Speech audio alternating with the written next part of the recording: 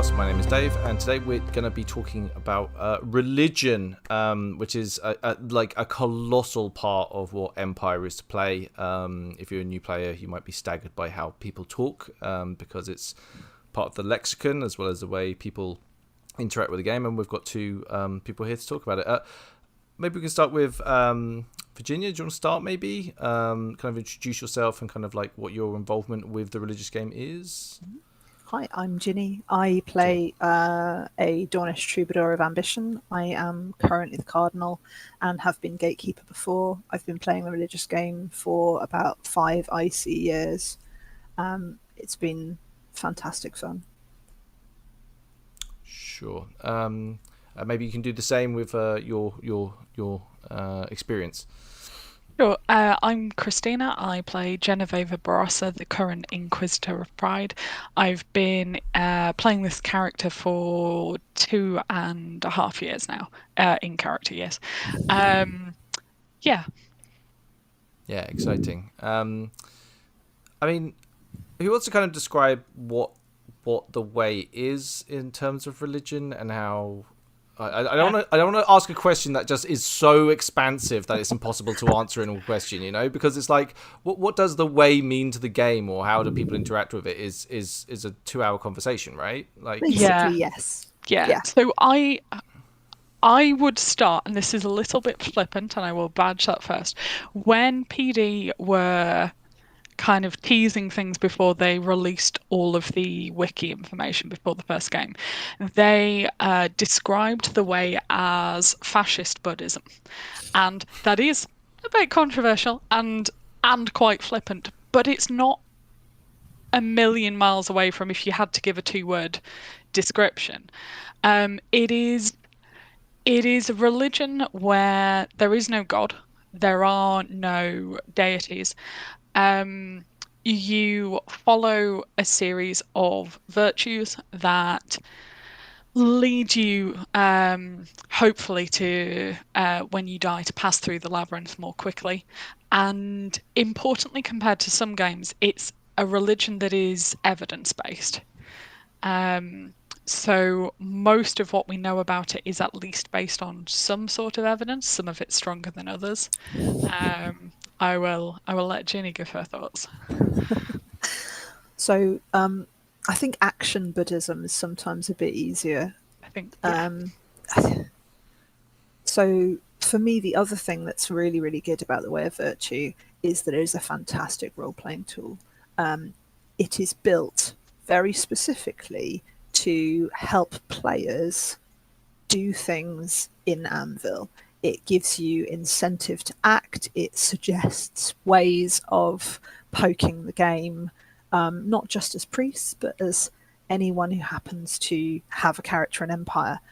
The Way of Virtue is literally set up to make you feel more comfortable and more confident as a player and as a character in engaging with the game. It encourages proactive play. It encourages ways that the game designers think that you will have most fun when you're playing Empire. Yeah, for me as a player coming into Empire, it was one of the things that I was kind of most intimidated by for some reason. Like having to remember there are 7 different virtues. That's a lot of things to remember when you're first showing up. Maybe we can kind of... Who wants to go for without the wikis open? Anyone try the run? Want to try ambition, it? Courage, loyalty, prosperity, pride, vigilance, wisdom, and the way. And the way. All right. If it helps, we've been doing this for years now. Yeah, we both play characters who are, you know, there are 3 position holders in each virtue assembly. We should probably at some point describe what a virtue assembly is. But there are 3 of us in each virtue, and we are playing different ones of those roles. So I don't know that most people in the field could reel the virtues off. I think, to be fair, please. It's also really important to remember as a new player, you don't need to. it's literally not something that you have to do. Nobody is going to sit there and be like, tell us all 7 virtues or be doomed forever and damned. It's literally not a thing. When you come in as a new player, if you want to play a priest, it's a great idea to have a rough idea of the virtue you want to play with, and you can pick the rest up as you go. As a player who is not going to coming in as priest, you don't have to worry about it if you don't want. Yeah. So when you're coming in, if you let's talk about how, if you were going to come in as a player and you wanted to directly be involved with the religious game, how would you approach that, and what actions would you take, say in your character building, from all the way to how you interact like with the world around you, you know? So it depends. There's like 4 main options, I think. There's 3 different styles of priest play that involve having different things on your character sheet, and you can just come in as an interested layperson, someone who's not actually a priest. The 3 different models of priesthood, roughly, are a political priest who has the congregation background. That gives you access to Liao, which lets you do religious ceremonies, and it gives you access to votes in synod. You will have a block of votes that you will use every single time you vote. So the starting congregation has 10 votes, and every time you vote, those 10 votes will be marked up in the tribune's notes. And you can vote on anything that's in your virtue assembly, your national assembly, or in the general assembly. You can be like a parish priest, someone who cares an awful lot about other people, who wants to guide and support other people. At that point, you're likely to want the dedication skill, which is 2 shiny XP. You have to get that first in order to get the other priestly skills, which can put role-playing effects on people, things, areas. These all give people access to the ability to ignore other role-playing effects, and gives them a bit of a boost. A lot of the time, they ask for a ceremony, and you can use that time to talk to the other character involved, and like get them in the mood to do the thing. You can give them a bit of a boost. You can a little bit of like a hype person, right? Absolutely.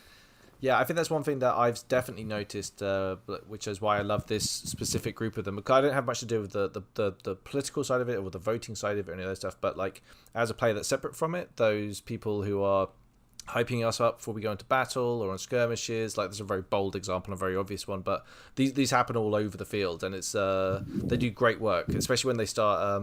Lots of people have different styles, right? I think you can agree, right? Like not everyone takes onto that the same way, right? Yeah, absolutely. It's really, really interesting to see different people do different ceremonies in different ways. It can be anything from I'm going to literally shout you to make you feel the vibe to a thing, to a really conversational, quiet, dynamic. It's just lovely the way that people do that. But yeah, the 3rd type of priest is a philosophy priest, someone who genuinely wants to get in there in the meat and bones and dig through doctrine, look at the background of the way of virtue. If you want to do that, you don't technically need either a congregation or priestly skills. You just need to do some wiki mining, talking to other people on the field, find out what's going on and have a chat with them. Yeah. And which sides do both of you kind of represent? So I would describe myself as an extremely political priest.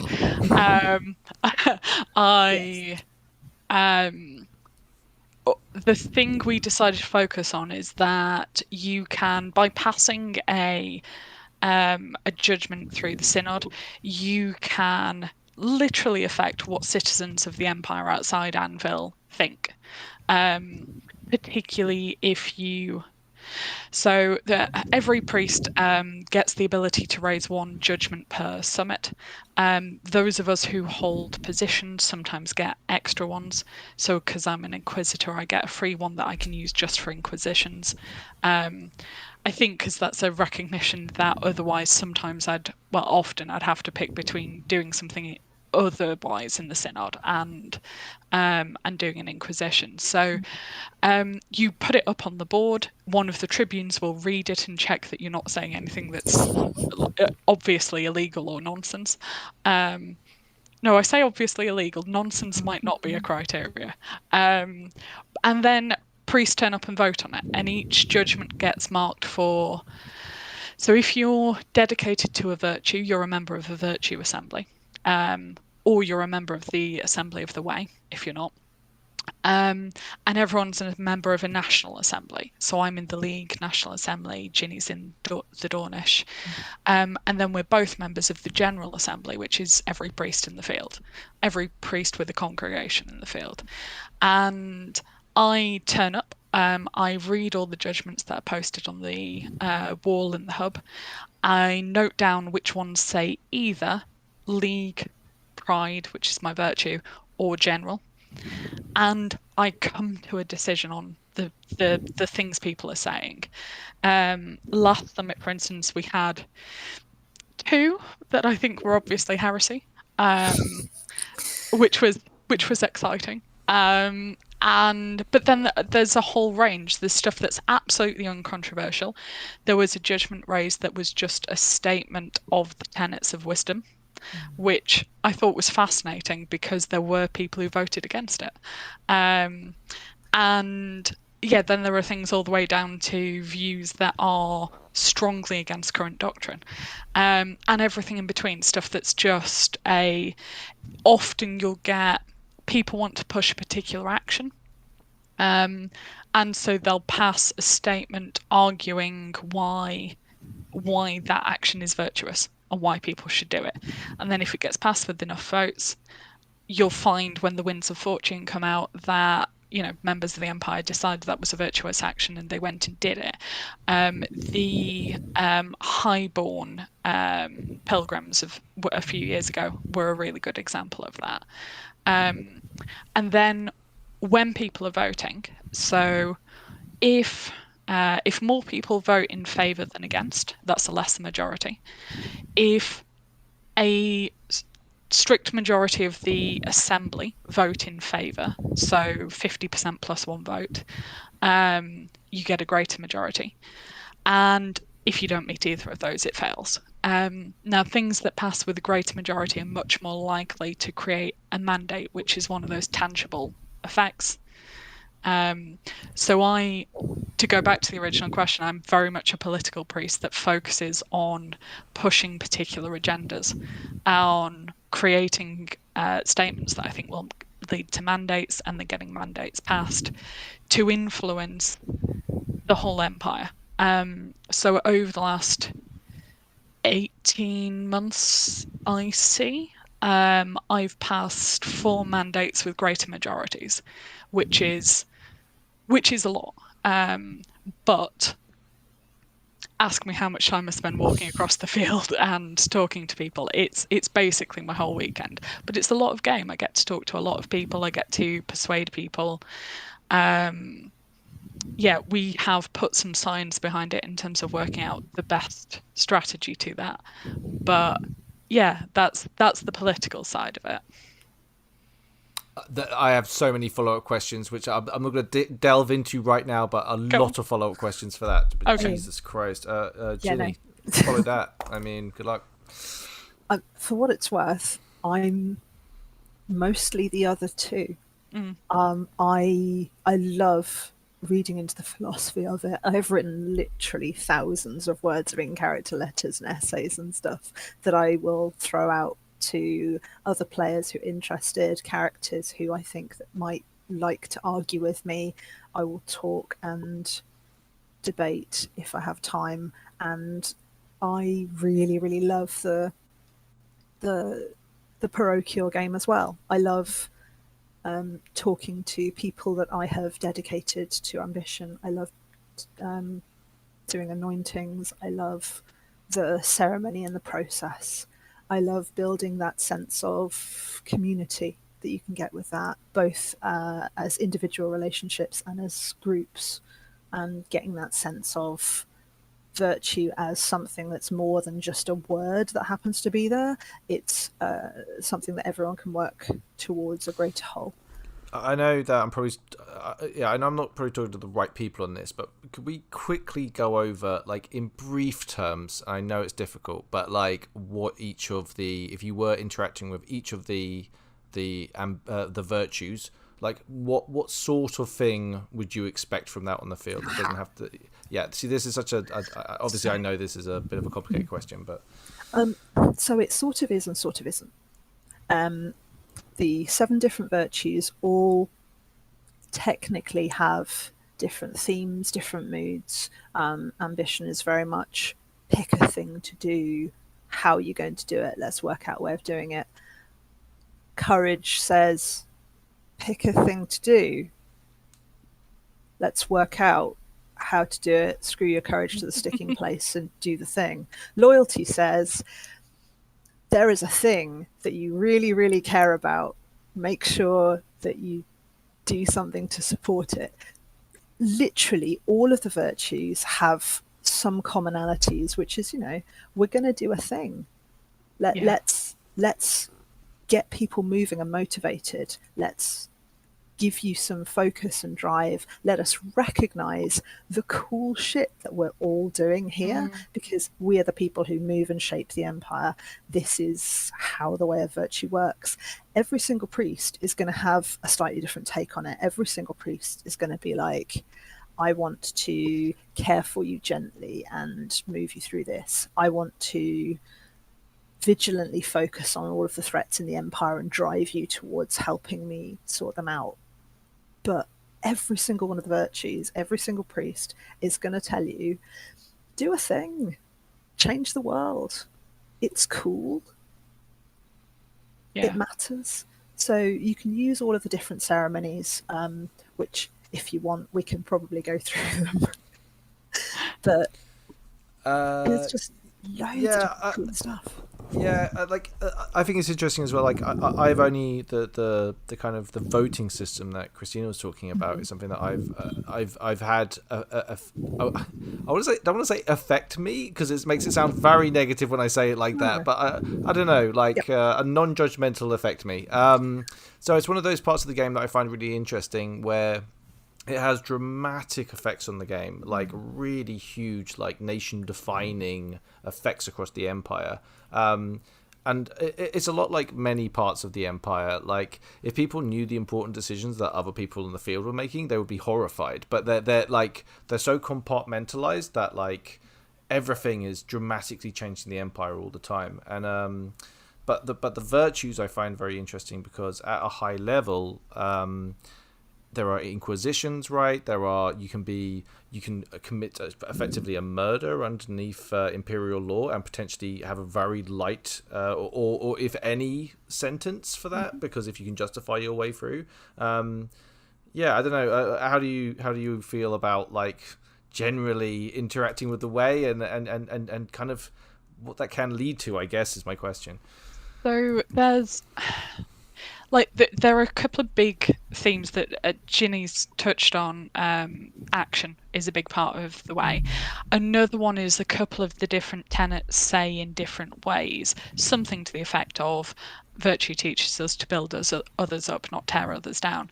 And that's a really great encouragement, that if you see someone doing something you think is wrong, unvirtuous, or just not very effective, what you should do is offer them help, get involved, try and get them to do it better, and not just do the thing that can be quite easy, which is to say, you're doing it wrong, you're not going to get anywhere. Tough. But the sort of interacting with the way, I think Empire players are really good in general at mentioning virtue, mentioning it in terms of their motivation, mentioning it when people go into battle, mentioning it in all sorts of different contexts. I'm also a member of the Sevenfold Path, which is the order in conclave that is for people who are both mages and interested in the way. Almost all of us are priests, but some are just, there's a couple of highborn who are not priests in terms of their skills, but are very strongly invested in the way. And yeah, I think it's if you're on an OC level, not sure what to do, not sure whether to go do the thing, whether to back someone up, the virtues are really good ways of giving yourself an excuse to do it. And so being a pride priest, mine is often about what makes you feel proud. What is it that you want to be proud of? Is it yourself? Is it your group? Is it your nation? Is it your general? And you want to go, back them up and help them have a great battle. And that's that's the pastoral side of it. That's the having conversations and asking people about what they want to do and why, and then maybe giving them a nudge to actually go do it. Yeah, I think it's like one of those things where it's often been for me like the end of like if I'm talking to someone or we're having a discussion on what action should be taken, it can often be the last line in that debate, right? Like, well, it would be ambitious of you, it's loyal, it's vigilant of you to go and do this thing. It's kind of one of the nice trump cards you can bring out and kind of motivate people to really get out there and experience what Empire has to offer, right? Like it's a part of that cool development that we have as people when we LARP is using these excuses of kind of using plot hooks like this, or not plot hooks, game mechanics, and being able to explore different parts of ourselves in the game, right? Like I don't know. What? Here's a question for you, which is an odd question, but what does the way, like, how has the way kind of affected you, like, OC as opposed to IC? Because I've had, like, a weird relationship with the way. Don't all run us first, obviously. No, so it's genuinely a really useful process management tool, because the way of virtue is really, really explicit. It sits there and goes, we're not going to give you any goals. Where no god can tell you what to do, no one else can command your loyalty. It is literally a religious crime to put your will at the service of another entity. So you've got to make your own mind up. You've got to pick what it is that you want to do. It's an incredibly effective tool if you want to use it like that in real life, to work out your own motivations, to pick and choose how you want to interact with the world, and to sit there and be like, actually, no, I'm good with trying to bring other people with me.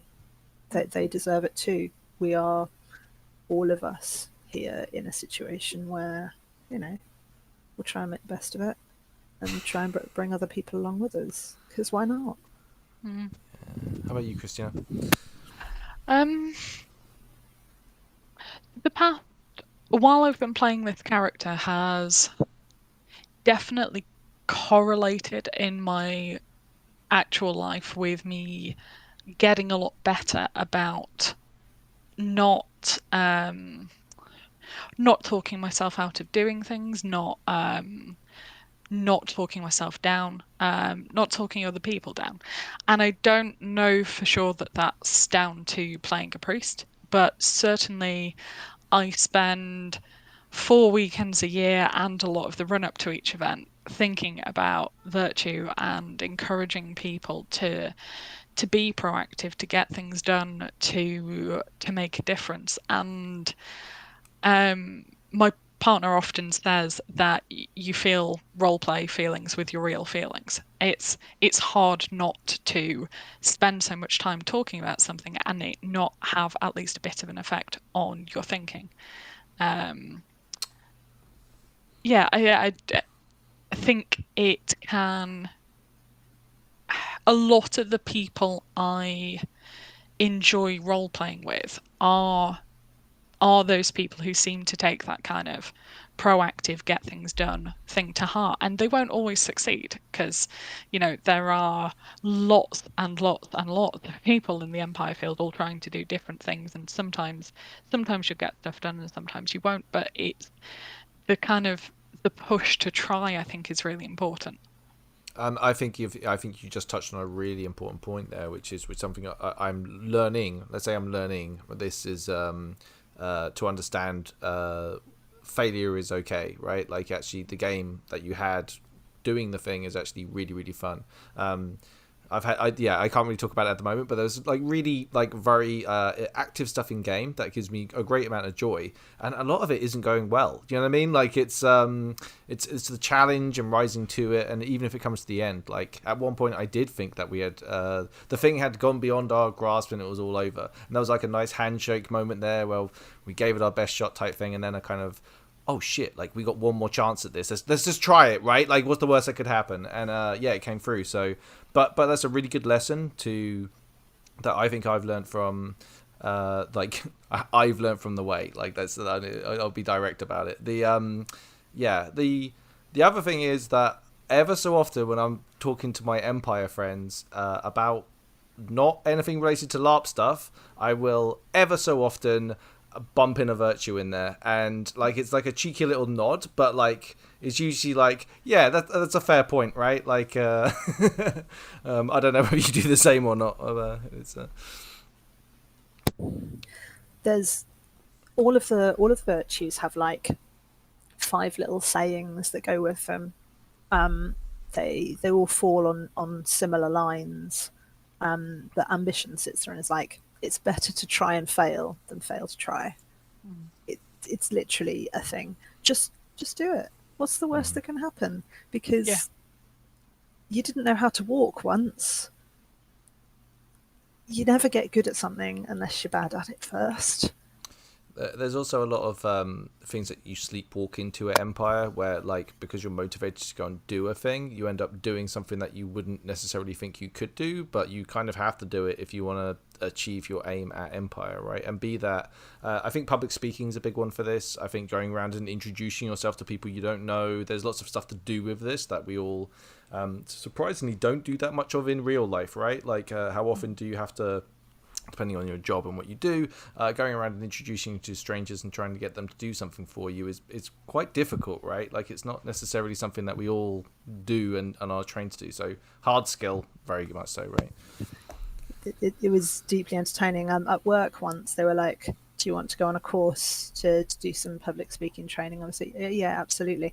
The first question that we were asked was, if you have like half an hour to prepare on a topic that you know literally nothing about, how confident would you be that you could make a presentation? I was like, does anyone else know what's going on? And they were like, nope. I'm like, yeah, 9 or 10, no problem. I can do that. I can bullshit. Give me half an hour to prepare. I'm totally happy to talk absolute nonsense to a room full of people, because we've got years of experience learning how to do that. Role-playing skills map really well into real life. And on top of that, like, the Way of Virtue gives you a lot of scope to just be like, well, fuck it. Why not? What's the worst that can happen?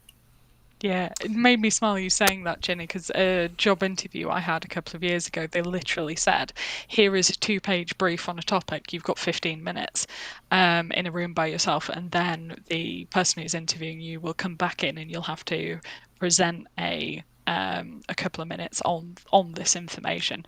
And basically they were looking for like public speaking, how confident could you be, how quickly could you absorb information and play it back. I got partway through my preparation and was like, I think I'm overdoing this, but got really good feedback on it. I absolutely think it's years of LARP stuff and reading a brief, and then half an hour later out of the way someone asks you a question on it and you've got to like work with what you can remember.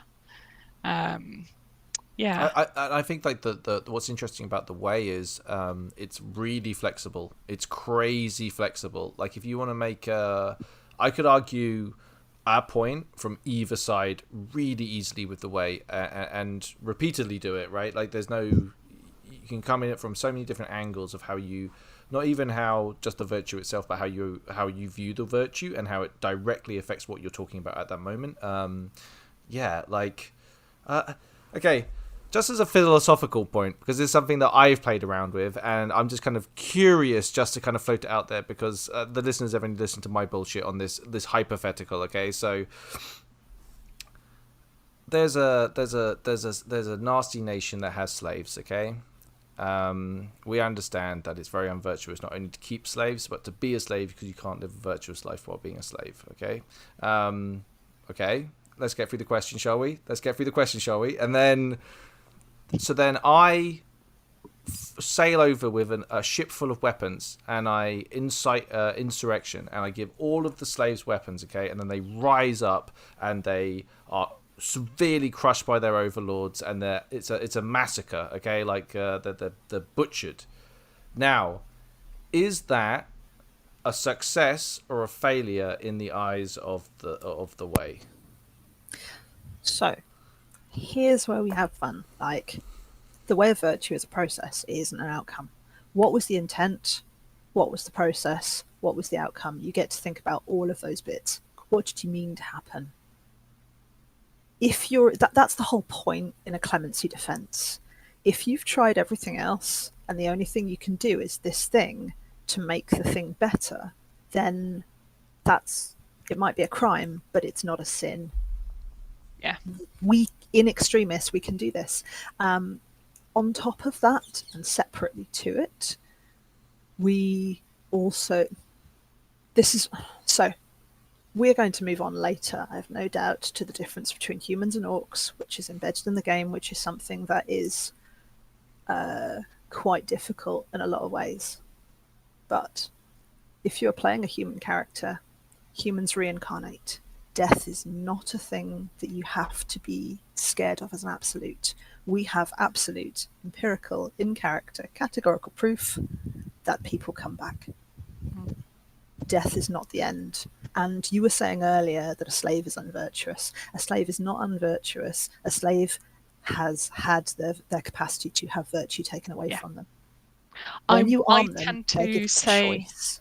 I tend to say slaves have had their capacity for virtue limited, because I think, in fact, there are examples of people who were slaves who did incredibly virtuous things, but it's like the difficulty they had to overcome to make a difference is so much harder,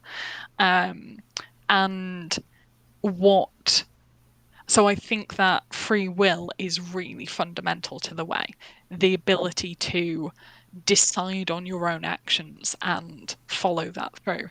And if you're enslaved, your ability to decide what you're doing, even on a trivial day-to-day basis, never mind big decisions, is maybe not zero, but it's really low.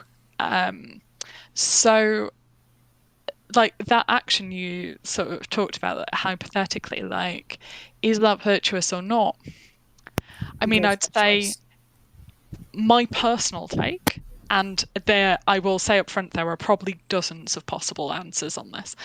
I would say it was ambitious. It was courageous. It showed a commitment to try and build up the pride of the people you were inspiring to rebel. But with a bit more wisdom or a bit more vigilance, could you have spotted the things that led to them getting crushed and massacred? But I wouldn't say that meant you shouldn't have done it. I'd say it was because of the things I listed first. It was definitely a virtuous action and you should have done it. What we have to do then would be learn from it. You know, no one can foresee everything, and you shouldn't let trying to foresee everything stop you from acting. But I think it's nice that there's a kind of format in the game for, well, we tried it didn't quite work, but it's virtuous to learn from it and try again. Separately to that, it is absolutely not your place to take on responsibility for other people's actions. You gave them the capacity to rebel. They didn't have to. They could have just decided not to. You gave them the choice. Their deaths are things that you get to decide how to improve next time. But they chose, and that matters.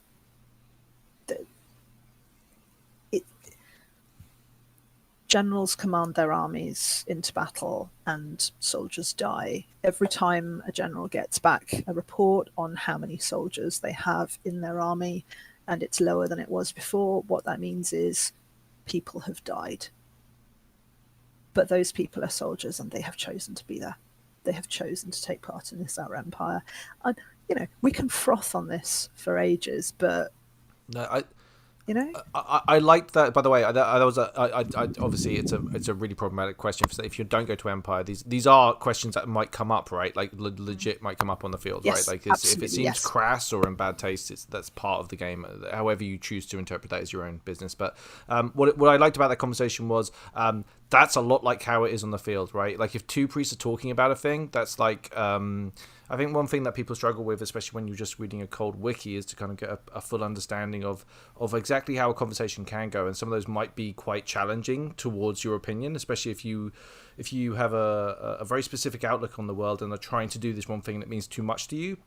It's very hard getting into philosophical debates because they can be very challenging for everyone involved, right? So and there is care involved in this as well, obviously, but I think it's something to be aware of. I don't think people generally will jump down your throat though for and I mean this on all things. I feel like I'm trying to edge around this, but I don't need to. It's not even that like weird. It's more like if you're a priest and you're going around and doing your priesthood, like most of the time, the only time that you're really going to get in trouble for that if you're like screaming heresy, right? Like something really obviously like another virtue, or like that's a classic, right? Like you start preaching a false virtue. What other, like that's this kind of vibe, right? Like so there are three religious crimes: idolatry, heresy, and blasphemy. Blasphemy, I think, is the one that's often least well understood. Heresy is kind of obvious. Heresy is suggesting or proclaiming false virtues or the teachings of false virtues. I was briefly hesitating there because even as an inquisitor I briefly went, hang on, is that blasphemy? Nope. Idolatry, I think, is the one people have the clearest idea of. That's essentially what a lot of traditional religion looks like.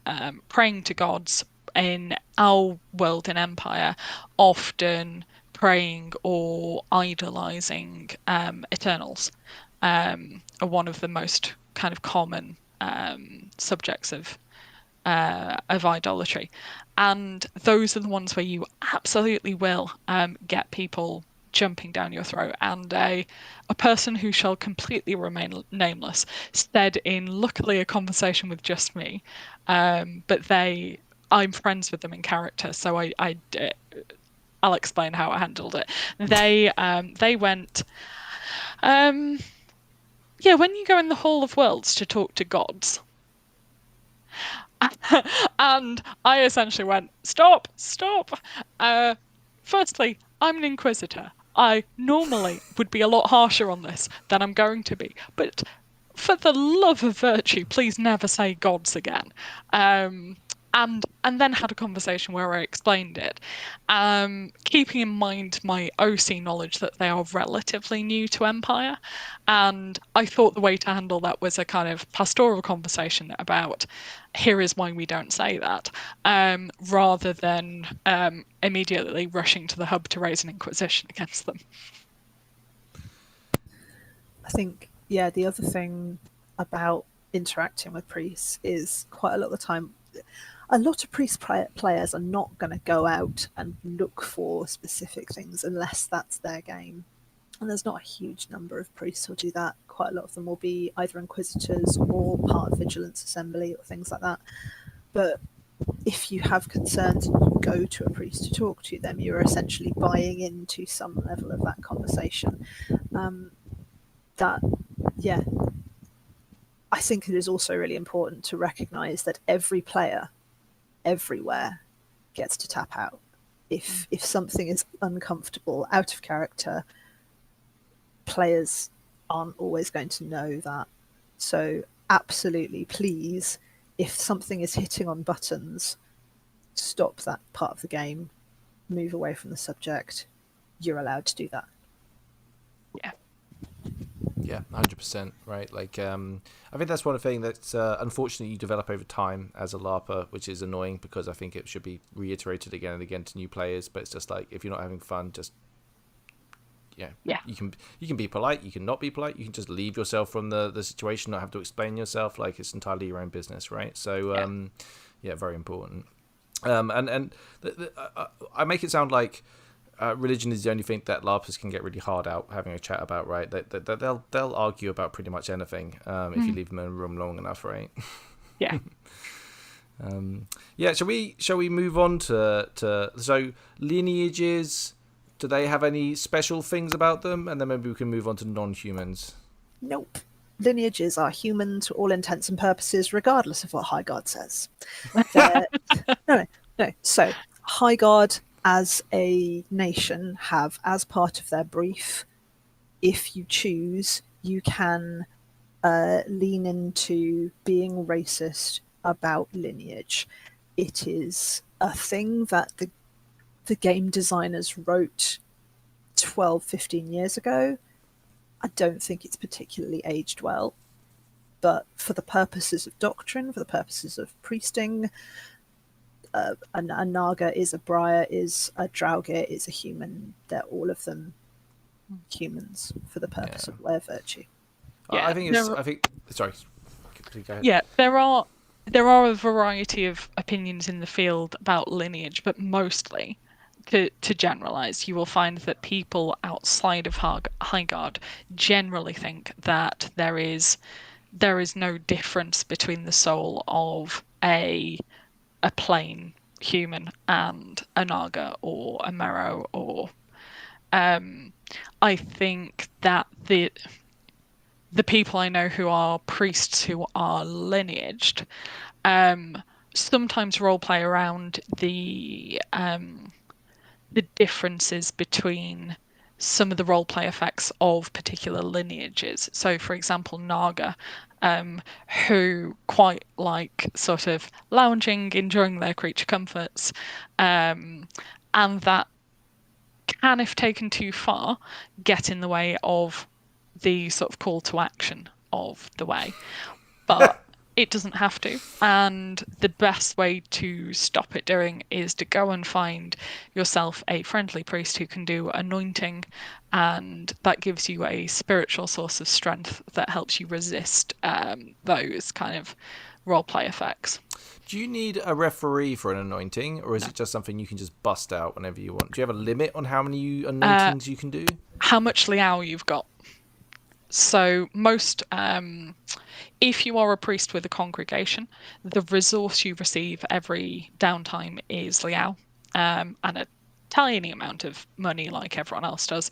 Occasionally I've had comments about, oh, you must be rich because you're in this guild. And I'm like, no, I am poor as a church mouse. But yeah, you get a supply of liao, and that's your resource to go and have role-playing fun with by anointing people, dedicating them, giving them testimonies, exercising them, any of those. So yeah, the only limit is finding someone who's got a dose of liao to use.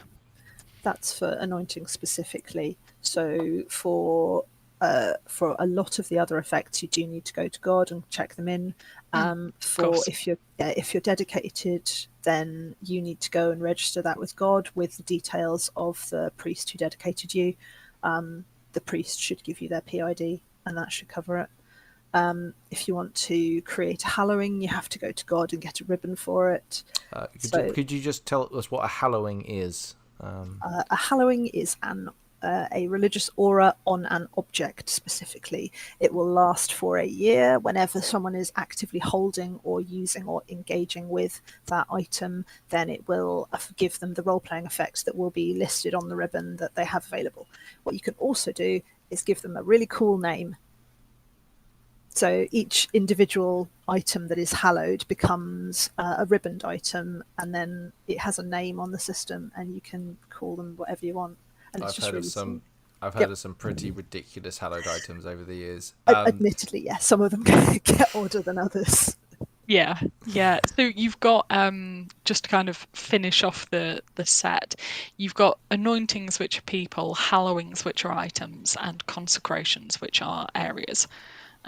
You'll possibly have been into a tent where you'll have seen a large lammy by the door, and that's done with the consecration, which is it affects that area. It'll give you some kind of role-playing suggestion related to that virtue. So if you do see one of those big white cards hanging up by the entrance to a tent, do make sure you read it, because they can be a quite, Chamber of Night. yeah, and they can be quite cool, and some of them are quite powerful. They're also occasionally, so all of these can be done for either imperial virtues, so the ones we rattled off earlier, or false virtues. And a couple of summits ago, I wandered into a tent that had been consecrated to hate. Luckily, my character is I anoint myself every summit, so I make sure I'm anointed. Technically, I get a fellow priest who's of the same virtues to do it, but so I wasn't directly affected by it because I had my anointing that allowed me to resist the consecration effect. But I did notice it, and then as a nosy inquisitor started asking questions. Yeah. Awesome. Yeah, I like that. I haven't bumped into any of these yet. I've only bumped into the good ones. I'm hanging out with the wrong people, clearly. At one point, the Imperial officers were hallowed to understanding. That doesn't sound much like a virtue to me. I know, right? It's one of the ones that the Aksu follow. It's very exciting. There is a good chance that it's another name for peace. Yes. Ugh, don't want any of that peace nonsense. Yeah. You'll find a lot of the false virtues do have two names. One that's kind of a positive spin on it, like freedom, and one that's a less positive spin, like anarchy, or purity and hate, or understanding and peace. Yeah. I like the way you use that as your Justice. negative as well. The peace is the negative for understanding. I'm actually not sure with that one. I think you could argue it either way, but I think purity and hate's probably the most obvious example. One of the biggest confusions that people have when they come into the game is sitting there looking at the names of the virtues and being like, "Oh, wisdom, cool. That's like wizards in a tower sitting there and knowing stuff," and it's literally not. It's like the virtue of scientific experimentation and doing the thing. Oh, ambition. Everyone, that's a bad thing, right? That's selfishness and greed. And the number of times I get new priests coming to the field saying, "I'm playing an ambition priest, but it's okay because my ambition is to look after other people and help their ambitions." And you're like, it's okay to want stuff for yourself. Yeah. It's okay to have a goal and have a drive. It's okay to... Ginny, it's so interesting. It's so interesting to say that, because like I've forgotten I did that myself. I went through that process, right? Like 100%. I remember being like that. These are negative connotations in my day-to-day world, and have to kind of change my relationship with the word ambition and what it meant to me. And actually, it is a good thing. And following what you want to do is actually not a bad thing at all. You know, Pride gets the same, doesn't it? Yeah, I was just thinking that. And that some other kind of common misconceptions you get is that the worst example I've seen, but it's one I've heard a lot, is someone trips over a guy rope or bumps into a table or something like that. Oh, you should have been more vigilant. Vigilance is not watching out for guy ropes and unexpected objects in your path. It's more being aware of threats and potential sort of things that could have a negative impact on the things that you are loyal to, proud about. It's a lot bigger scale than sort of bumping into items. I feel a bit sorry for Vigilance, really. Like, it's kind of one of the...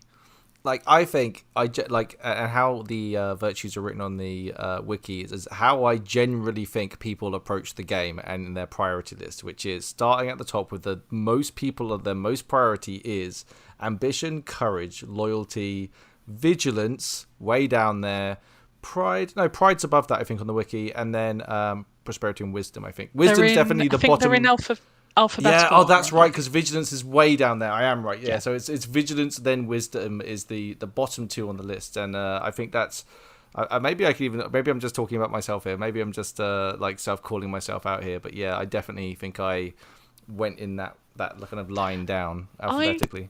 I think it depends a lot on nation. So one of the things I've done in my kind of political priesting is looked at, if you go by each national assembly, what percentage of each nation belongs to which virtue. And unsurprisingly, if you look in the league, we've got a lot of prosperity and a lot of loyalty, because we've got this guild structure that is that essentially your priorities as a citizen of the league go the empire, your nation, your guild. And the guild is a really big factor. So yeah, we've got a lot of prosperity and loyalty. If you look at a nation like Varushka, they've got a lot of vigilance, because they've got that whole looking out for threats culture. They love that. If you look at Urizen, who are very scholarly, you've got a lot of wisdom priests. You've got a lot of courage in Wintermark. Yeah. Yeah, that's awesome. Never thought of it like that. Sorry, yeah, go on, Ginny. Is that how you want to say? No, it's just it's also interesting looking at the different sizes of the different virtue assemblies. Courage and loyalty are huge compared to a lot of the others, because they are things that have positive connotations for a lot of people. Because I don't know if that's absolutely true, but I do think that people shy away from a lot of the smaller assemblies, because they're things that are slightly less easy to click into. I think this is the truth for many aspects of the game, and that isn't just a religious thing. There are many sides to this where, but that doesn't necessarily mean that that's a bad thing, if that makes sense. Like, No, not at all. yeah, right. Like, Yeah. I find it interesting how I'm changing as I've been playing as well, right? So you might start off with one and just be like, I'm going to be wisdom till I die, and then through your course of play and understanding and learning, even as yourself and your character, other virtues may start to call to you and be much more where you're at, you know. Hell, you could even go from a non-religious character to a religious character, and vice versa, you know. Yeah. I've loved some new talking to people and having them being like, well, we started out not thinking much of the way of virtue. We just like, well, I guess it exists. And over the years, they're just like, no, actually, I've decided I do actually want to be dedicated to a virtue, because it's actually become a meaningful part of my character's goal and story. And it's just really interesting. I think it adds a level that people can choose to engage with. Yeah. Yeah, I had a character who started out not dedicated to, because, well, that's not mechanically possible, but certainly interested in freedom. And by the time the character died, dedicated to courage. So yeah, it does happen. That character was executed, but not for heresy. So that's fine. Nothing to see here. Moving on. Executed for murder that was absolutely, in her mind, committed on virtuous grounds. But How was the mushroom soup? I'm going to have to tell that story, aren't I now? It's a long time ago in play, and all the characters involved are dead. So I think don't that's totally fine. I think that's safe. That's good. That's totally safe. For yeah. Sure. So I was working with a group in Varushka who were very well known a few years ago, called the Tangled Thorns. We came across someone who we thought were a threat, in broader terms, that I won't go into, but and we decided that the only thing we could think of after having tried a few other options was to kill them, which we did. In our tent, we invited them in. We're terrible breakers of Russian hospitality, and invited them into our tent and then killed them. And then a member of our group with excellent forethought had brought a tub of mushrooms so that when we cast Turns the Circle to get rid of the corpse, we scattered a box of mushrooms over the floor of the tent. And the following day, while me and one of the others were not taking part in the battle, we gathered up the mushrooms, went around the Varushkan camp, collected all the items and a pan that we needed, and made mushroom soup on the fire in front of our tent, and offered it to basically anyone who walked past the tent. So there are a number of people in the field who have eaten mushroom soup that 10 hours earlier was a person. You people are monsters. The additional claim to fame is that the day before I'd offered cake to the Empress and she'd accepted. And I like to think that when she heard what we'd been executed for, she was a bit like, oh no, I took food from those people. Hold on, so were you executed for the murder or the mushrooms? The murder. Okay. Cannibalism's technically not a crime. No. No. Good to know. No, the mushroom soup was maybe in poor taste, particularly with the ingredients we used. But it was the murder that was the problem. The person identified us when Whispers Through the Black Gate was cast on them. So yeah, we got kind of legit. legit. Yeah, we weren't really expecting to get away with it. But yeah, that was done by a group of people who were all very interested in virtue and very in their minds at least, very virtuous. This is the problem. Like, also, this isn't the first story I've heard about people being invited to tents, and like when the tent flap goes, that's when. I mean, I'm terrified of hospitality at this stage in the game. You know, like I don't want to go anywhere. So, in which case, we should probably cover off exactly how few murders there are in Anvil. Like, yeah, that's true. I'm joking. Obviously, I'm joking. Yeah. I'm having fun. Yeah, there are, while a reasonable amount of minor crime happens, the normal process is that someone will find out about something you've done, go to a magistrate, it will be investigated, you'll have a trial, and you'll almost certainly, at worst, get a fine. For most minor things, generally it's fine. I have done a virtue defence for a charge of assault, which is the most serious thing my current character has been involved in. And essentially, if you're accused of a crime, you get the opportunity to ask a priest you know to do a virtue defence for you. And essentially what they should be able to say is why how you had exhausted all other options, why you had to be the person who did it. So it's like I forget the exact term to it, like a hero's burden. So why you rather than anyone else? And then how that action was virtuous. But you've got to cover the first two things. And yeah, if you get a good virtue defense, you will probably still be found, or at least the ones I've dealt in, you've still been found guilty, but the penalty has been reduced. Well, you have to plead guilty in order to be In able fact, to you plead do have to plead guilty. Yeah. at all. It's useful to know. Yeah, it's one of the things that I haven't interacted with in any way, but it's like I think it's one of the coolest parts of the game is that you stand tall before the man type thing and have to give this, you know, and you have an actual priest there who's going to try and be basically your lawyer and try and get you as the best a lenient as you can do with the thing. I think is amazing. Hopefully, obviously, my character doesn't do anything illegal at all, or heretical, or any of those things. So Sure. I would never be involved in anything like that. So just want to make that clear. It's interesting, actually. Priests. I know people who have tried to get someone to do a virtue defense and had a string of priests refuse because they couldn't convince a priest that what they'd done was virtuous. You know you're in trouble when that happens. There's been some exceptional ones out there, though. There's the man who was tried for attempted murder and had a clemency plea put in on the grounds of loyalty by the victim, which is nice.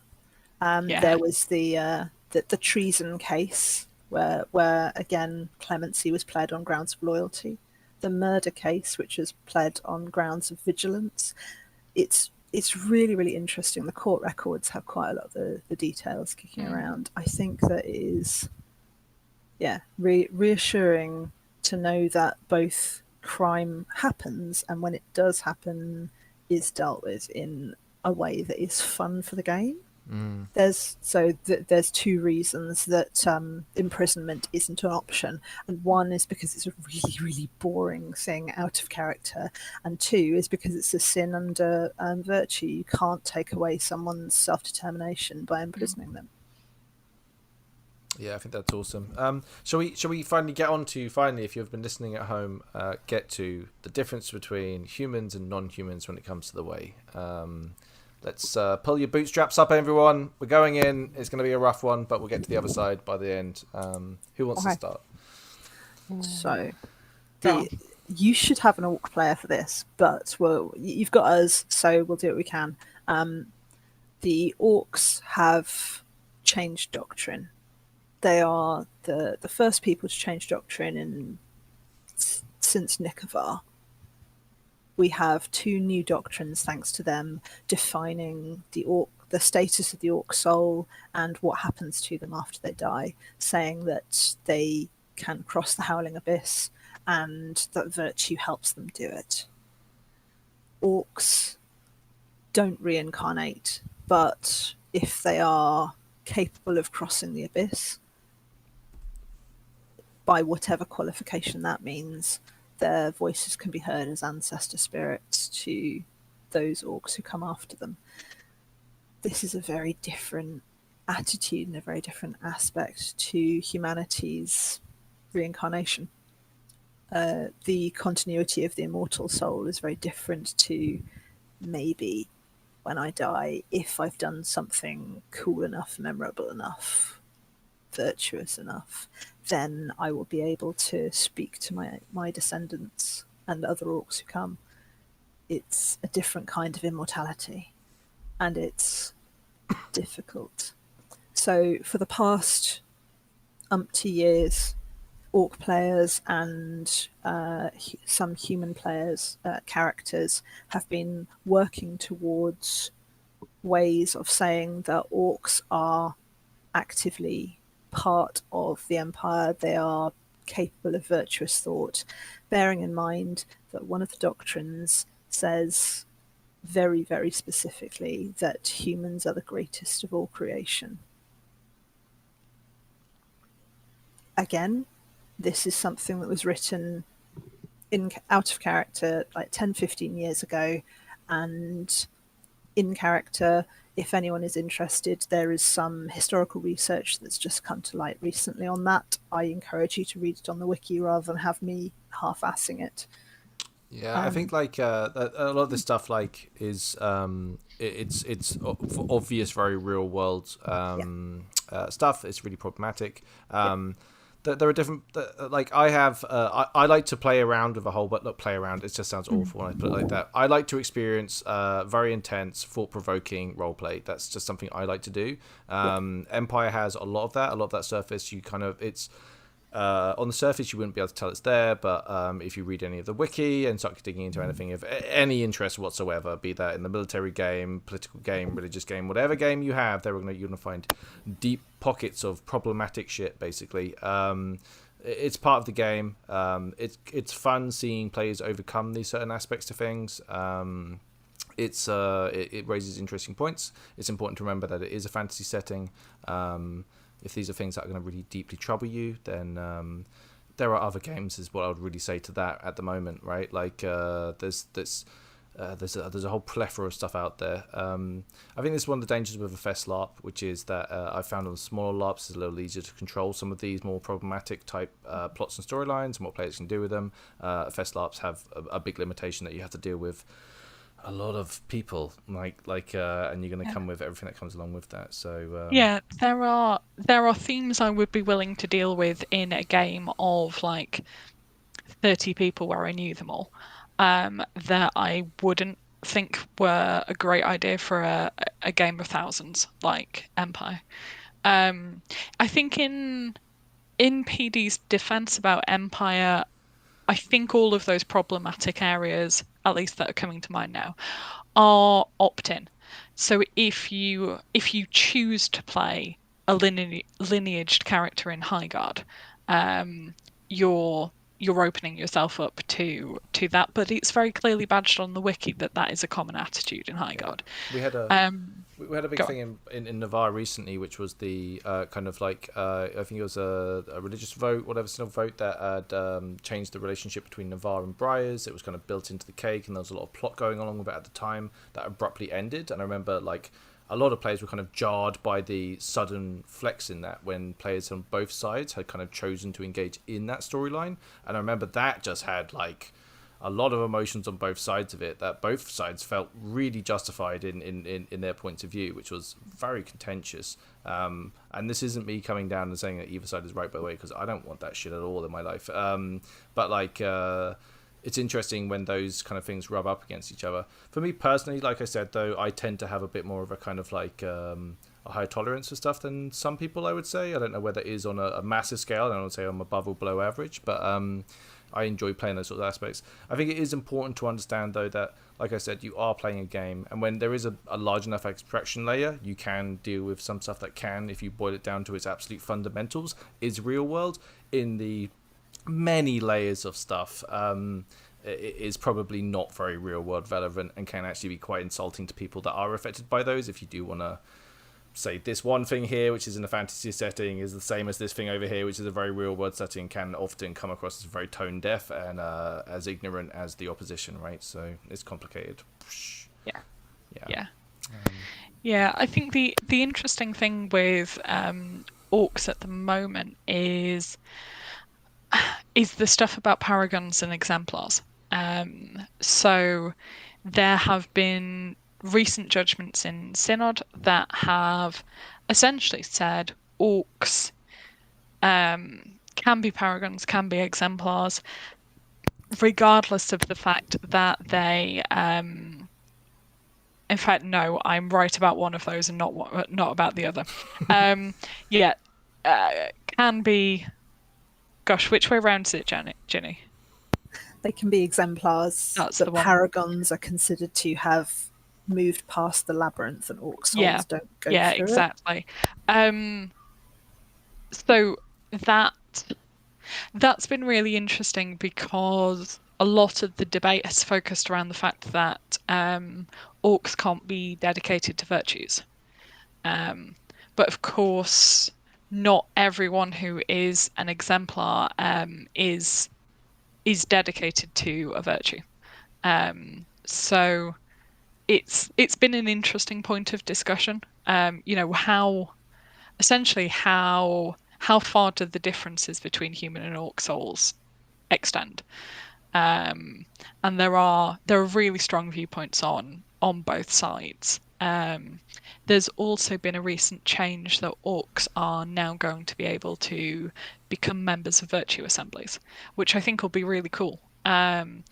Because at the moment, politically speaking, all of the orcs have been a member of the Assembly of the Way,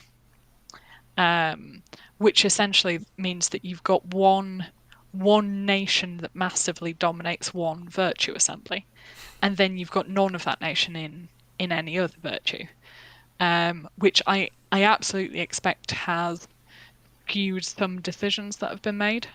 So it'll be really fascinating to see how it changes when people are going to be able to move about a lot more between Do you know virtue what? assemblies.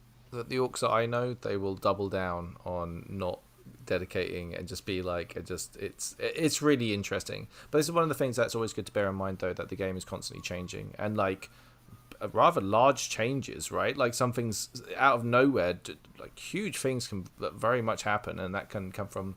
What's interesting about what you discussed in there is the idea of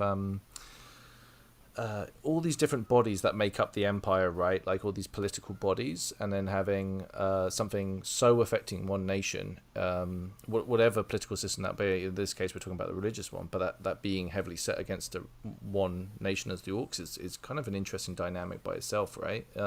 It will be interesting to see what they do and what the effect on whether they will, how what they'll dedicate to, and lots of good fun stuff there. So they still won't be able to be dedicated because that involves the use of Liao, but whether you're dedicated or not, won't tie to which virtue assembly you attend. So people are going to be able to, you will state which virtue you are focusing on for a season. And that will be the virtue assembly you're a member of. Oh, that sounds very messy. How do you register that, or do you just tell people? It's a downtime option for PD. Yeah. So you as a priest can choose what virtue you're preaching. So for instance, if Genevieve as a priest of pride decided that actually no, she was going to tell people all about loyalty and explain to them how she saw loyalty working, then from then on she would be counted as a member of the Loyalty Assembly. I would use my character as an example, but if Vivienne decided to start preaching something that wasn't ambition, she would stop being the cardinal of ambition, which is an exciting lifestyle choice that I could make. But knock-on choices that we all have.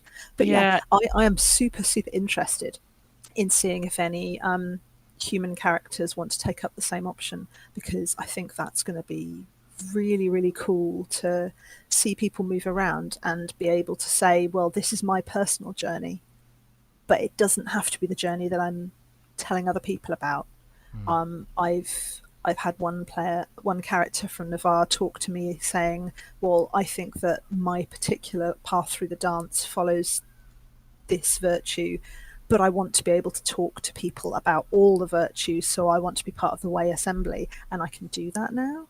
And that's a really nice way of looking at it, sitting there and going, how does how I feel about virtue affect what I'm telling other people about it? It's pretty cool. They can actually swap around each week, like each event each week. Oh, I wish you Jesus. But yeah, oh my god, that would be detrimental to the rest of my life for sure. I think you're probably going to see people. I think you're going to see kind of two quite distinct groups. One group of people who decide to stay focused on one virtue.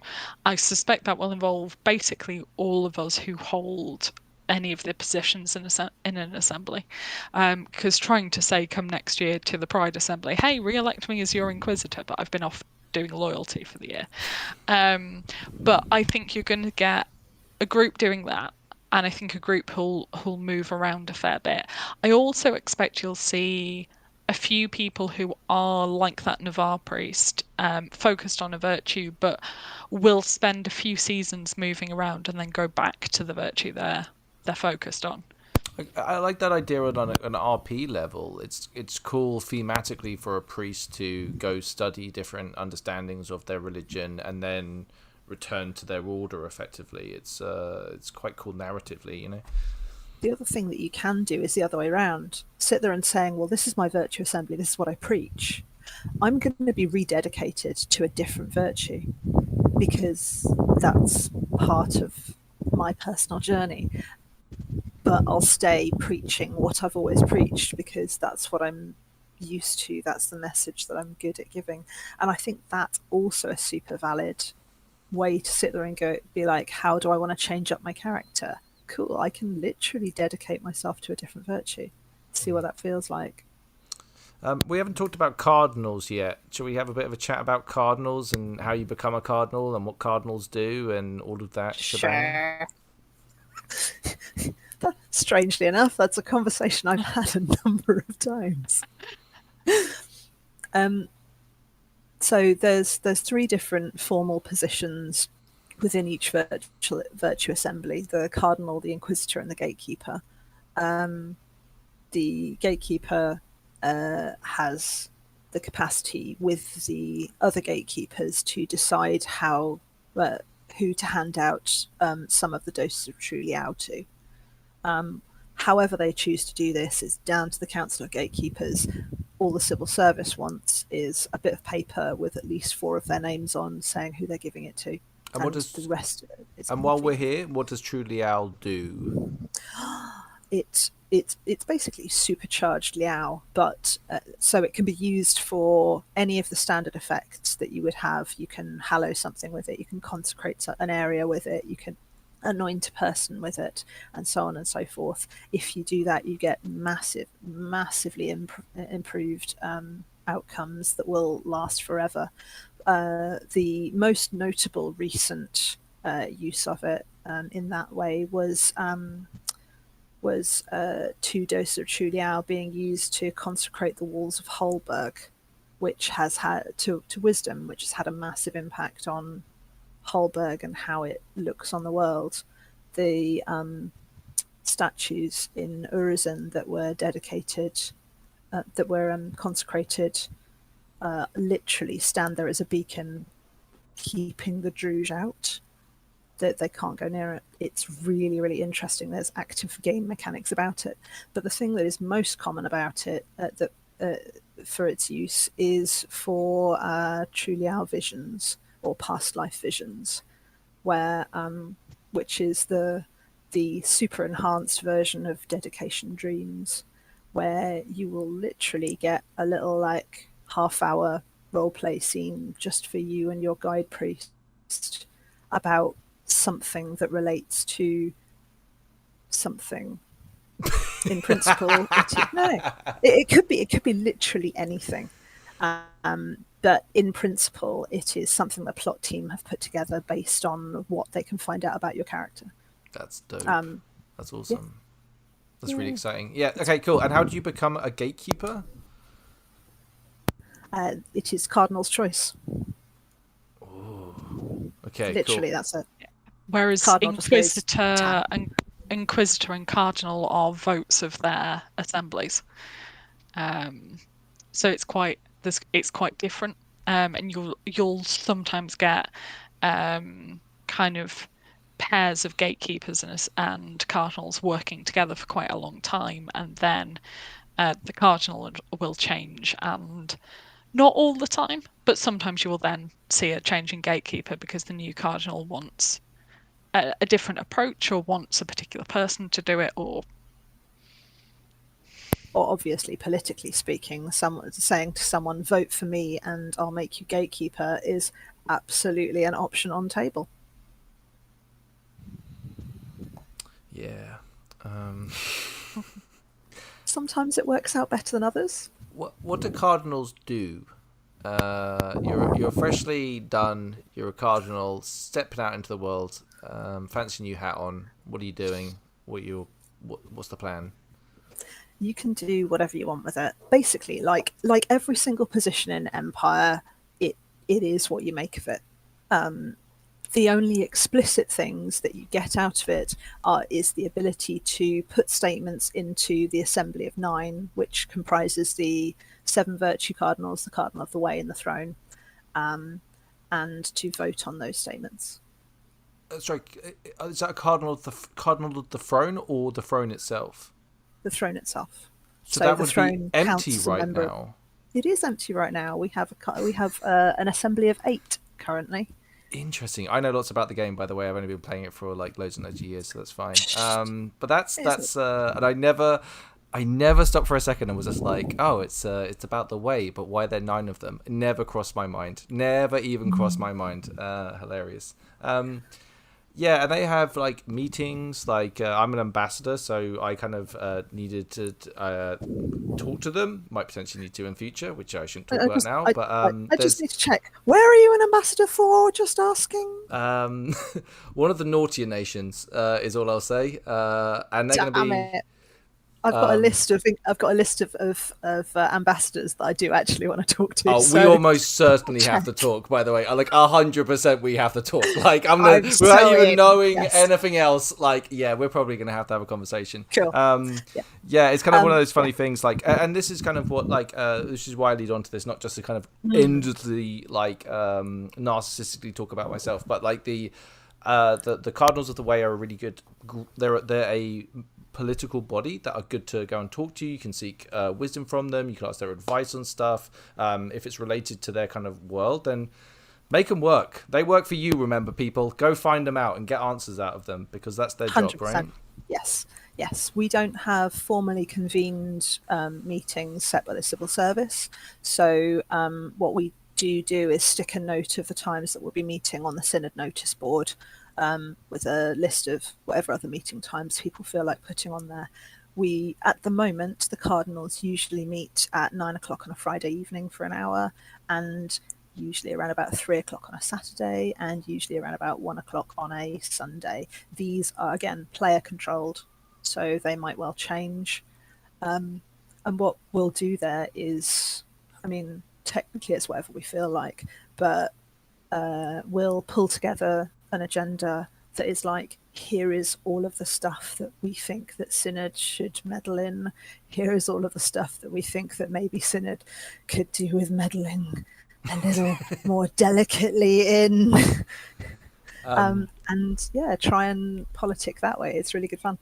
Yeah, it was very much like, I'm very new to the job, by the way, so it was very much a kind of one of those, oh, you have to go and speak to these people. I'm like, I don't even know who they are, right? And then like bumping into someone and being like, oh, I'm that person, and being like, oh, you're that person, that's great, I know you, this is brilliant, like we can actually talk about it, brilliant.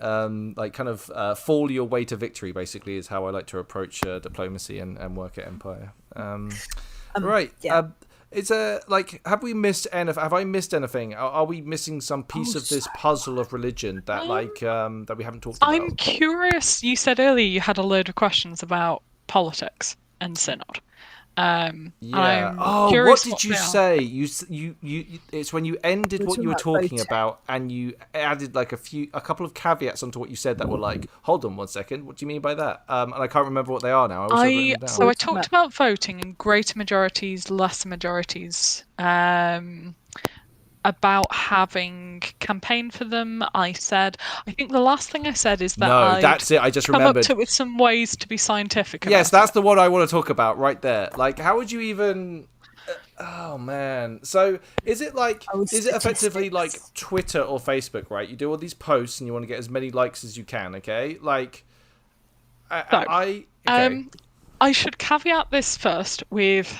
This is an IC business run by me and my partner Joe. We are both. Do you really want to talk about it? I'm fine with talking general terms. I have nothing but like faith and love for our listeners, right? Like I think they're great people. I shan't give away trade secrets. Cool. Okay. Good.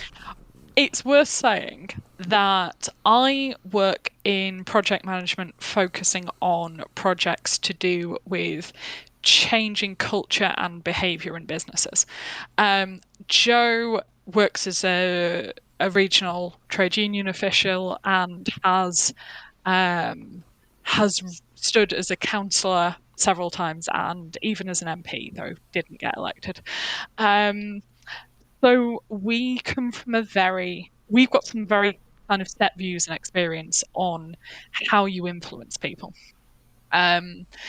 And essentially, we took Joe's knowledge of political mapping and like analysis of voters and trends, and my knowledge about how you influence people to change their behaviour, and put those two things together. And that's the basis of the business we run. I will say that we start from publicly available data. That is the lists of priests that are posted in the hub every event. Those lists contain the name of the priest, their nation, their virtue, and their voting strength, which is the tasty, exciting bit from their making judgments happen. Because what that means is that rather than... So last time I needed to get a greater majority in the General Assembly, I needed hang on, 1,582 votes. As Ginny said earlier, the average the starting congregation size is 10 votes. I wanted not to have to go and talk to 159 people, because even if each conversation only takes me 10 minutes, and some of them take a lot longer than that, that's basically my entire event gone. And I don't even, it's more people than that, because not everyone I talk to will end up voting for it. In fact, some people will listen to my argument and go straight to the hub and vote against it. So instead of just picking 159 random people, I actually worked my way down in order of voting strength. So I, for instance, at the moment have a congregation of 28, because I live in a city with a cathedral that improves it, and also I use magical. Hasn't that just been knocked down? I think it had a problem with fire. The one in Tasato? Yeah. Oh gosh. Yeah, Astrid's one. Have fun with that. Faradin went and burnt it. So you had a strength of 28. I had a strength of 28 last event. Gosh, that will be exciting. And yeah, I worked my way down that list from largest to smallest.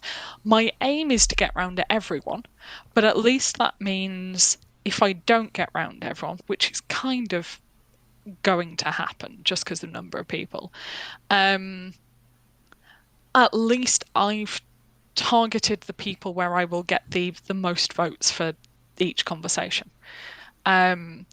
So there's some of that, and there's some of kind of keeping track of the judgments get posted on the wiki after each event, keeping track of who has raised judgments about what topics, how they voted on particular issues. So we've got information on who is pro orc exemplars, who is anti, who is kind of on either side of any of the big controversies, and we can use that to do a bit of shenanigans about who we talk to and when about what. Interesting. I find these sort of because this happens in many aspects of the game as well, not just this aspect, right? Like I've heard of like even to the point of like who owes who favors, how many people, like who are your diplomatic allies, how many votes can you count upon, and these are like big wide-spreading games. Now, listener, if you're like me and not that sort of person at all, there are lots of ways we can navigate around this without that stuff, right? Just get out there and stick it to them, and that's pretty effective as well, right? Like, so don't feel too 100%. intimidated by a lot of this stuff. I found it's a social game, right? Like, and the more friends you have, the more powerful you become. And I think like that's true in most aspects of the game.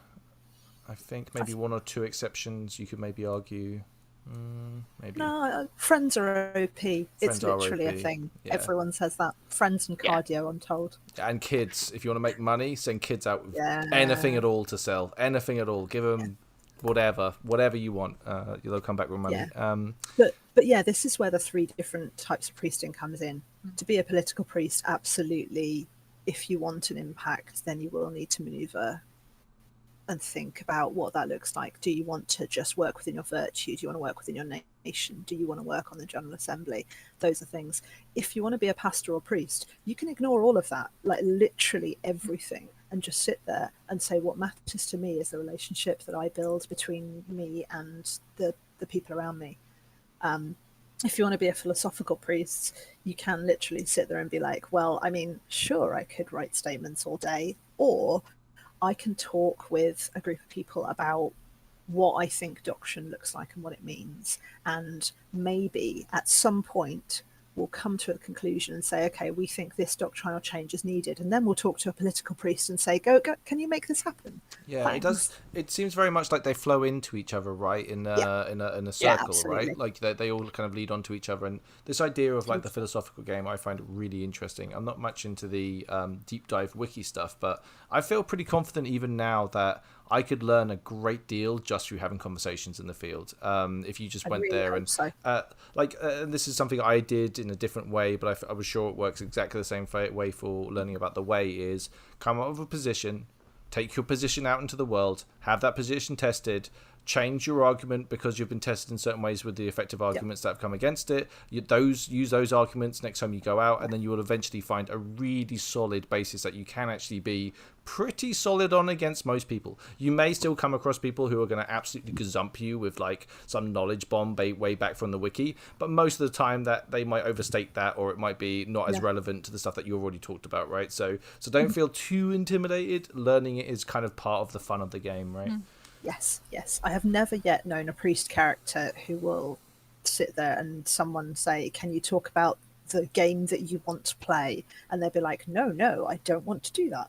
Now, talk to a priest. It is absolutely their jam. They have chosen to play that game. Yeah. And if that's not their particular flavour, they will be able to pass you on to someone who can. It's exactly the same as saying, "I want to learn about ritual magic." You know what? I'm going to go to Conclave. You want to talk? You don't want to go to Conclave. I don't do it. I mean, I strongly disagree. So hang on, I was going to say almost every character I've played, and my current one is my 5th, has been a member of Conclave. I think it is fascinating, but also I like public speaking and political debates, and Conclave is absolutely about politics. People will try and tell you it's not, but it's just politics. It's like gutter fighting though. It's like a knife fight in the dark of this stuff. It's just, and I can be a bit of a debate bro when it comes to stuff, but even I'm like, oh, you people, and just have to turn away and walk away from it because it's but this is all part of the fun, right? Like eventually I will come up with a character and I'll be like, no, I will dive, like I have to put like the little nose thing on my nose before jumping in there so none of it gets up my nose, but I'll jump in there and have a wonderful time, like but it is fun talking shit about them. So there's this slight more than slight, there's a self-limiting thing with Conclave in that each minute you talk for costs you mana. And that's a fantastic idea as far as I'm concerned. It makes people really consider how long they're going to talk for, and do they really need 10 minutes? Yeah, because you will absolutely get people who'll be like, "Oh, I'm going to show off how much mana I've got, and I'll walk up to the civil servant, I'll hand over 10 mana at the start." But most people will essentially narrow their pitch down to 1 minute, maybe 2. Yeah, I think this is my impression from the outside. Just hearing that as a game mechanic just makes me immediately think of like, it's a rich person's place where they get to talk and can filibuster, and they're like, bear in mind, like I understand the difference between you can win an argument without being right, and one of those is talking more than the other person. Most people can't necessarily always work out that the value of what they said is more important than how much they said. So that's one of the aspects of why that puts me off, if I'm being honest. I think that's one of the best things, honestly, about Synod. Like, you've got basically half a sheet of A5 to make your argument, and that's you. Then it's on the wall, and after that it's individual conversations or pitching up to an assembly and being like, "I'm going to take some of your limited time, but this is what I've got." Yeah, this is the purity of it, which I like. And I know there are obviously ways that you can stack the deck and also make friends, but like just pure, like I think like just hustling is a big part of that, and I appreciate the hustle. Obviously, you have to hustle for resources like getting mana. So I'm a hypocrite, but whatever. It's complicated. Cool. Right. We've been waffling for a while. Is there anything that we haven't talked about yet before we wrap up that we kind of like, I don't want to like miss something off here and then like, oh no, we didn't talk about this one thing, but it feels fairly comprehensive at this stage. Or is there anything that you want to say generally about your feelings towards the religious game? Like you can talk in more general terms if you want, just to kind of like closing statements, you could say. I'll go. So before I played a priest, I wasn't sure it was going to be my game. I've played a lot of dedicated characters, but I'd never really been struck with the idea of like fully jumping with both feet into the sort of the priest game. There's a lot to it. Like the three main different flavors of priests Ginny talked about. A lot of people cover all of those groups in different proportions, and that gives you a lot of options. Like turning up to an assembly meeting and getting to hear what people are talking about. You know, what are the current issues that people in the field think are worth talking about. It's a really nice way to get pretty directly involved in some plot, which I know some people sometimes say can be hard with Empire because it's so big. Also, I would recommend to anyone who wants to be a priest and actually take some of the skills, Inquisitions are great fun. Find someone who's done something either virtuous that you want to kind of highlight or unvirtuous that you think needs asking questions about, and you get to have an hour of their time where you and them sit down and have a chat about it, and then you get to write it up and publish it, and everyone finds out what the conversation was. They're really fascinating.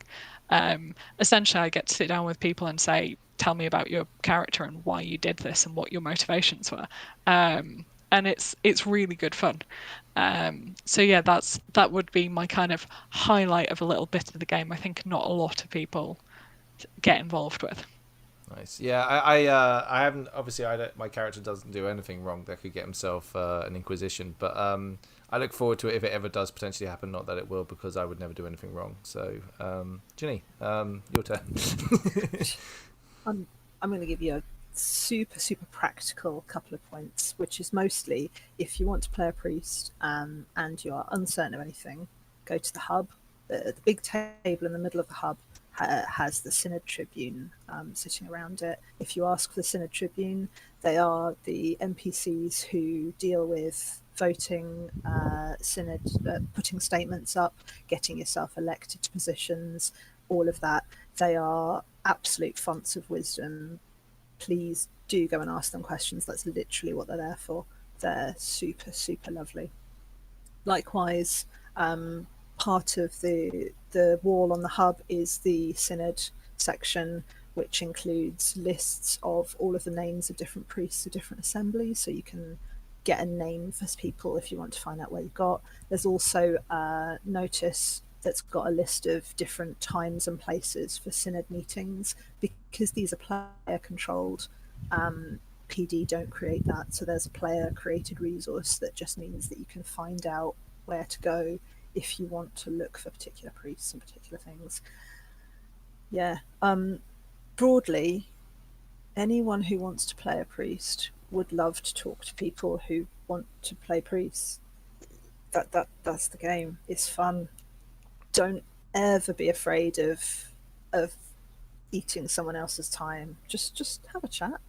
I mean, the worst that happens is they're like, I'm on my way to a meeting. Do you want to come with me? We'll have a chat. Or here's my contact details. We'll do something about it. Or here's some other people who can help. Yeah, I think like as you raise your way up through Empire in whatever game it is, you will always start as being the person that has to walk and talk with someone. That's just how it starts. And it's not a reflection on you at all. Like it happened to me for like a while when I was trying to do stuff at Empire. Would be like someone would be like, yeah, I can talk to you, but we have to walk and talk. And as you slowly go up this totem, now people are like, oh yeah, I've got like 10 minutes so I can sit down and talk to you. And I'm like, what? Like, what, are you going to sit down and talk? Like, this is so weird. Like, usually it's like, oh no, I really need to talk to you is another thing that starts to happen as well. Like, you start to become this font of game and information and play, which is really exciting. So, but yeah, get used to having to follow people around and ask them to walk. Like, people are busy. They're not being rude. It's no reflection on you as a person either. Yeah, 100%. There's 2,500 people on the field. There is like maybe 200 odd who actively have positions. As far as I can tell, all of those people I've talked to have been really good and generous about sharing game. But there's so many different games on Anvil's fields. You don't just have to poke a hat game. Yeah. Pick a thing that you want to achieve. Yeah, That can be literally anything from find the best tea house to take over the world. Yeah, I totally agree. And also by following your own, whatever that might be, you can end up actually creating the environment for your character to go and do other things, or people will suggest that you go and do a thing because you're delivering so much on a certain thing, or you've done a certain thing that shows character in a certain way. People will literally come up to you and be like, "Hey, you ever thought about running for Senate?" Like legit, right? Like that does happen. So yeah, I highly recommend like just playing your game, right? Don't get distracted by trying to break your weekend on a hat that you really really want, right? Like, and we talked about this earlier to do with the understanding that failure is part of the game, and learning to overcome failure is such a valuable lesson that LARP can give you, and don't ignore it, don't shirk it, you know. Mm-hmm. Right, shall we, I'm going to waffle on for hours, so let's end the episode, shall we? Is there like a catchphrase, like a call and response, or anything that kind of like the religious game has? I can't think of anything that comes to my mind right now. I think most priests have their favourite tenets of the way, but that's maybe the closest people get. Do either of you have tenets that you would like to say to close out the episode, maybe? Ooh, I think the one I like. Oh, hold on one second. Thank you very much to our patrons. Thank you for listening. We really appreciate it. Thank you for both our guests being on. We really appreciate you. Sure, now go ahead. That's fine. So the one, I try not to use it too often because I don't want to dilute it. But the one that's really nice when you're trying to get someone to follow through and do something is from Pride: despise the half-hearted, the uncommitted, and the pretender.